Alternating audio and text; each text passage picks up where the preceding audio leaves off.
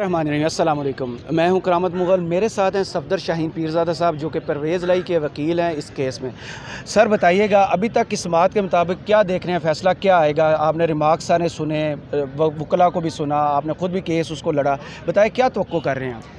دیکھیے، ریمارک سے تو فائنل ججمنٹ کا اندازہ لگانا بالکل ٹھیک نہیں ہوتا۔ آئیڈیا تھوڑا سا ایک کہہ دیں کہ تھوڑا سا ہو سکتا ہے، لیکن اوورال جو بحث ہوتی ہے، جو کویسچن آنسر ہوتے ہیں، جو ان کی سیٹسفیکشن ہے، لرنڈ ججز کے جو فیشل ایکسپریشن ہیں، یا جب وہ کوئی ججز ان کو ہم نے پیش کی ہیں اتھارٹیز وغیرہ، کیس لا ڈسکس کیا ہے، اس سے جو آئیڈیا ہو رہا ہے اس سے ہم بہت زیادہ ہوپ فل ہیں کہ رسپونڈنٹ سائڈ سے کوئی بھی کونسل جو ہے نا آنریبل کورٹ کی کوئریز کو سیٹسفائی نہیں کر سکا اس حد تک کہ کیا جو ڈپٹی اسپیکر کی رولنگ ہے اس میں سمپل سا کویسچن ہے کہ اس نے لکھا ہے کہ میں 17 جولائی کے آرڈر سپریم کورٹ کا جو آرڈر ہے 17 مئی کا، اس کے مطابق اس کو ریجیکٹ کر رہا ہوں۔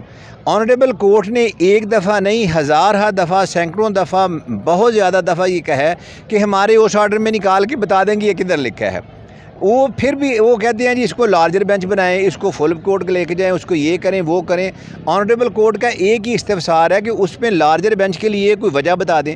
اب تو یہ ایسے لارجر بینچ بنانے کا کہہ رہے ہیں کہ نہیں، جیسے بچہ روتا ہے کہتے ہیں نہیں میں فلاں چیز لینی ہے، ضد کر گئے ہیں، وہ ضد کر گئے ہیں آنیسٹلی اسپیکنگ، جو کہ نہیں ہونی چاہیے تھی۔ دیکھیں، یہ ہمارا انسٹیٹیوٹ ہے، اس انسٹیٹیوٹ کو پوری دنیا اب دیکھ رہی ہے، اور پہلے ہمارے جو پولیٹیکل ایلیٹ ہے اس کا تماشا بنا ہوا ہے۔ اب ہم چاہ رہے ہیں اپنے جوڈیشل جو انسٹیٹیوٹس ہیں ان کو تماشا گاہ بنائیں۔ خدا رہا ایسا نہیں ہوگا۔ آنریبل کورٹ نے بارہا کہا ہے کہ وی آر اوپن۔ ہاں، آپ ہمیں کنونس کریں، ہمیں کیس لا دیں، ہمیں لا پوائنٹ دیں، ہمیں بتائیں کہ کس چیز پہ ہم لارجر بینچ بنائیں۔ ان کے پاس خود کوئی آرگیومنٹس نہیں ہیں، الٹا ججز کو کہتے رہے ہیں کہ آپ ہمیں کیس لا دے دیں، آپ ہمیں جو ہے نا کویسچن بنا کے دے دیں۔ دس از ٹو مچ۔ اور آپ بہت ہوپ فل ہیں، وہ کون سی گراؤنڈز ہیں جس پر آپ کہہ رہے ہیں کہ یہ بہت اسٹرانگ ہے پی ٹی آئی کی طرف سے تو ہم کیس ون کر جائیں گے؟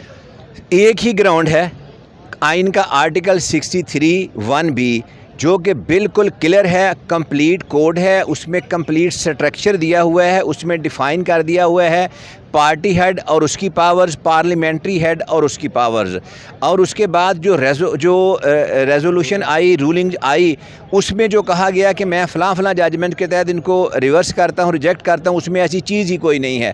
جو اس کا ڈیسینڈنگ نوٹ ہے، وہ بھی مزیداری کی بات یہ ہے کہ جو 2 آنریبل ججز کا ڈیسینڈنگ نوٹ ہے وہ بھی ہماری فیور میں ہے، وہ چودھری پرویز لائی کے فیور میں ہیں۔ ہم کہتے ہیں کہ اس کو بھی پڑھ لیں۔ اور جو کہتے ہیں الیکشن کمیشن آف پاکستان کا فیصلہ، آنریبل کورٹ نے کئی دفعہ کہا ہے کہ اس کا لا ہی ڈیفرنٹ ہے، اور اتفاق سے اس میں بھی میں وکیل ہوں۔ جو 25 ڈیفیکٹرز ایم پی ہیں اس میں بھی ایسی کوئی بات نہیں ہے۔ صرف ہم سوشل میڈیا پہ ہر جگہ یہ کہہ رہے ہیں، پڑھ کے تو بتائیں نا کہ اس میں یہ پوائنٹ ایسے لکھے 63 کی یہ ڈیفینیشن ہے، حالانکہ وہ بائنڈنگ نہیں ہے آنریبل سپریم کورٹ کے۔ اس کے باوجود کبھی کوئی حوالہ، جتنے بھی حوالہ جات دیے ہیں وہ سارے ارریلیونٹ ہیں۔ آنریبل کورٹ نے بارہا کہا ہے کہ 63 کا کوئی ججمنٹ لے آئیں جس میں یہ ڈیفائن کیا ہو کہ پارلیمانی پارٹی اور پارٹی ہیڈ دو ڈیفرنٹ نہیں ہیں، سیم، اور پارٹی ہیڈ سسٹین کرے گا، ایسی بھی کوئی چیز نظر نہیں۔ سو ہم بالکل پر امید ہیں کہ انشاءاللہ تعالیٰ یہ جو بھی فیصلہ ہوگا کانسٹیٹیوشنل ہوگا، اور یہ فیصلہ ہماری کانسٹیٹیوشنل ہسٹری کا ون آف دا بگیسٹ فیصلوں میں سے ایک فیصلہ ہوگا، اور ہم اس کو ان و من تسلیم کریں گے۔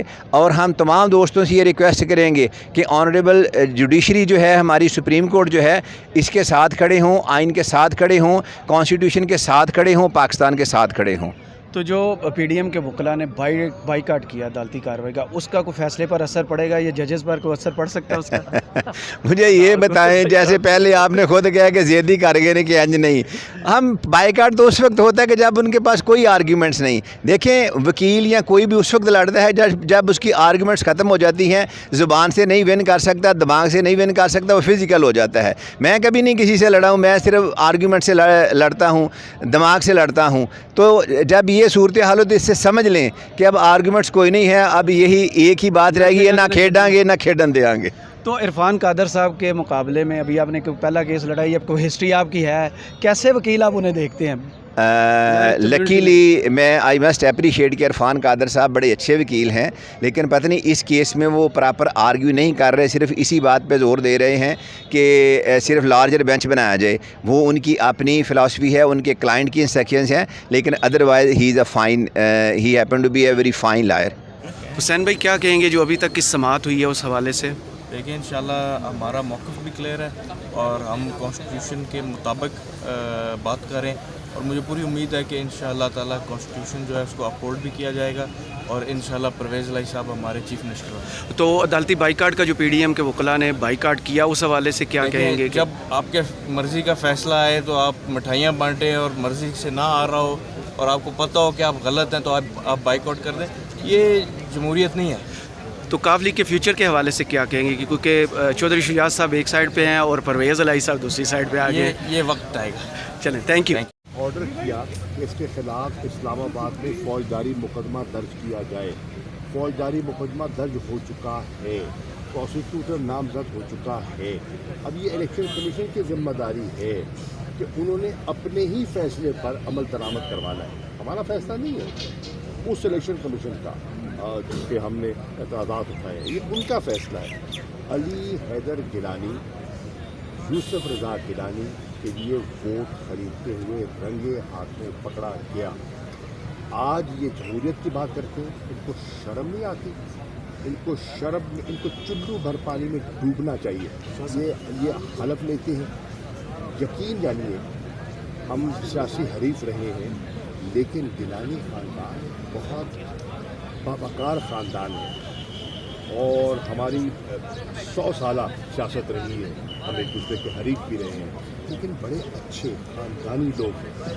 یوسف رضا اور اس کے بیٹوں نے خاندان پر وہ ضرب لگائی ہے کہ آپ ان کے خاندان کے بزرگ تنویر گیلانی صاحب، یزدانی گیلانی صاحب، راجن گیلانی صاحب اور مصطفیٰ گیلانی صاحب کے صاحبزادے جو سے زیادہ نشین بھی ہیں ان سے پوچھیے، وہ کہتے ہیں کہ ہم لوگوں سے نظریں نہیں ملا سکتے اس باپ اور اس بیٹوں کی وجہ سے۔ اس نے اس حد تک ہمارے خاندان کے نام کو نقصان پہنچایا ہے۔ اب یہ الیکشن کمیشن کے سامنے ہے، دیکھتے کیا کرتے ہیں۔ شاہ صاحب، اس فیصلے کے بعد کوئی ارادہ ہے کہ نیشنل اسمبلی میں واپس جایا جائے آپ کے ممبرز؟ نیشنل اسمبلی ہے سر، آپ کے پارلیمانی لیڈر نہیں ہے راجہ صاحب؟ کوئی جی پارلیمانی جس کے قائد حزب اختلاف راجہ ریاض ہوں اس اسمبلی میں کیا جائے؟ وہ پارلیمانی لیڈر نہیں ہے پی ٹی آئی کے اس وقت؟ وہ پارلیمانی پارٹی نہیں ہے سر؟ اگر واپسی ہو تو وہ پارلیمانی پارٹی نہیں ہے سر پی ٹی آئی کی قومی اسمبلی میں؟ وہ جو راجہ ریاض صاحب جس کی کیا وہ لوٹوں کے سردار ہیں، تو پارلیمنٹ میں تو وہی ہیں اس وقت سر، تو پارلیمانی پارٹی وہی ہے نا سر؟ نہیں، پارلیمنٹ پارٹی کیا ہے یار، وہ تو پاکٹ یونین ہے، وہ تو پاکٹ یونین ہے، پاکٹ یونین بنائی ہوئی ہے اپنے ممبرز کو نامینیٹ کرنے کے لیے، سب کو اپنی جو ریکوائرمنٹس ہیں، چیئرمین نیب کو بنانا ہے، الیکشن کمیشن کے ممبرز کو بنانا ہے، کیئر ٹیکر سیٹ اپ بنانا ہے، تو پاکٹ یونین تو ہمیشہ کام آتی ہے۔ اچھا، سوشل میڈیا پہ پاکستان طریقے سے بڑی ایکٹیو ہے اور یہ جو پنجاب کا گڑھ آپ لوگوں نے لیا ہے نون لیگ، سر خبریں آ رہی ہیں کہ بینچ یا تو ٹوٹنے جا رہا ہے یا فل کورٹ کی طرف جو ہے نا وہ معاملات چاہ رہے ہیں۔ اچھا، دیکھتے ہیں کیا بنتا ہے، دیکھتے ہیں۔ تو سر آپ کو کیا توقع ہے کہ جو پی ڈی ایم نے پریشرائز کیا ہے؟ انصاف ہوگا۔ نہیں، اگر فل کورٹ کا مطالبہ مان لیا جاتا ہے تو آپ اس کو اپوز کریں گے آپ لوگ؟ ابھی دیکھتے ہیں اگر فیصلہ آ جائے پھر اگر فل کورٹ بھی بنتا ہے تو انصاف تو پھر بھی اسی عدالت سے، اگر آپ انصاف کی بات بھی کریں تو میرا خیال ہے اگر مگر میں نہ جائیں، اچھا کر لیتے ہیں پھر اس کے بعد میں آ کے آپ سے کہتا ہوں۔ چلو ٹھیک ہے۔